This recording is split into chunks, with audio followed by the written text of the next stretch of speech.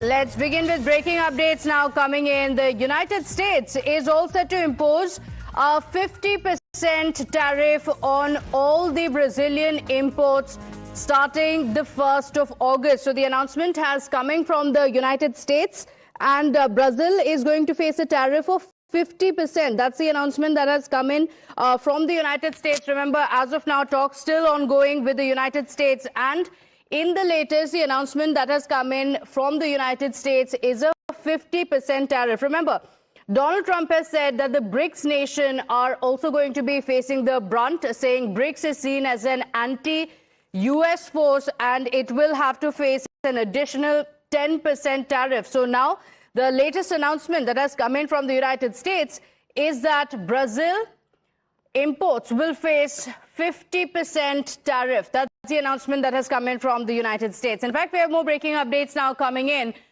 After the United States imposes 50% tariff on Brazil, Brazil has hit back at Trump, warning against the tariff. So remember, Donald Trump has said that if there is any retaliation, then the United States will also retaliate further. And now Brazil has said that if this is the tariff that will be imposed on us, then there will be a retaliation as well, warning against the US tariff threat. So 50% tariff is what has been announced by Donald Trump, after which Brazil has also responded to that.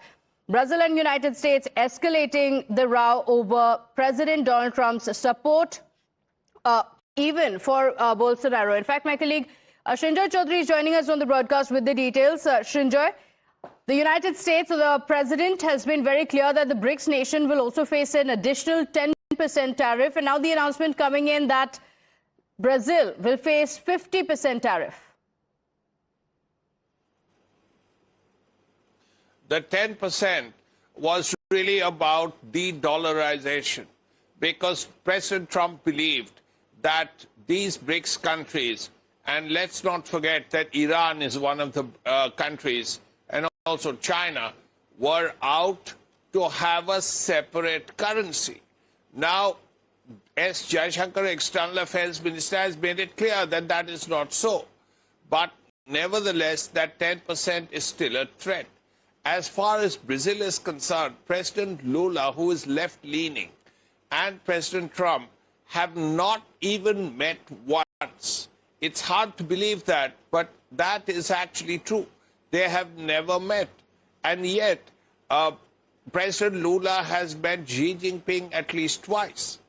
So, apart from that, if there is a 50% tariff on Brazilian exports to America, the one lot of people who will be very upset will be American coffee drinkers. And there are millions of them, because the majority of American coffee comes from Brazil, because Brazil is the largest producer of coffee in the world. So that apart, there are other agricultural products that Brazil exports, also rubber and so on.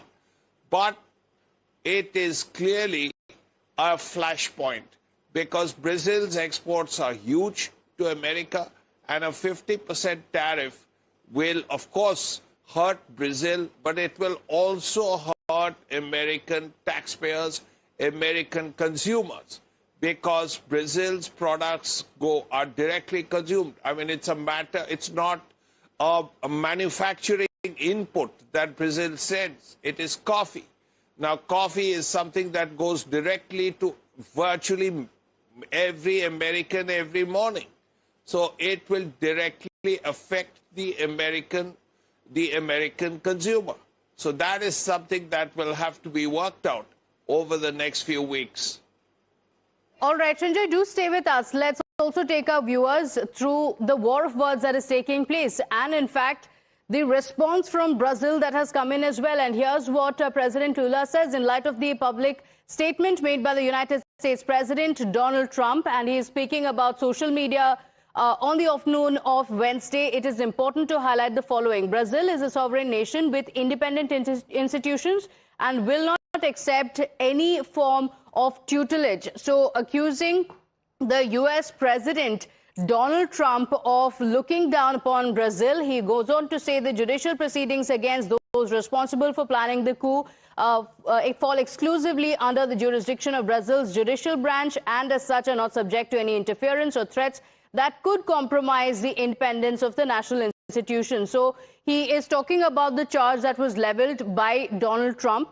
And then he says, in the context of digital platforms, Brazilian society rejects hateful content, racism, child pornography, scams, fraud, and speeches against human rights and democratic freedom. So that's a response that has come in from Brazil after the letter came in from President Trump. But how is this going to play out is going to be very significant. And Srinjoy continues to stay live with us. And Srinjoy, a letter that had been written by Trump also made a mention of the former leader Bolsonaro, and that has clearly escalated with Brazil. Yes, Bolsonaro was more right-wing and was more favorable vis-a-vis President Trump. Now, Bolsonaro has committed some excesses. There is a coup attempt that is being talked about. So, which is why Bolsonaro currently faces legal proceedings. Now, this is what President Trump is unhappy about. But President Bolsonaro, when he was president, was actually criticized for at least one major issue, apart from some human rights violations. That was the attempt to destroy the Amazon.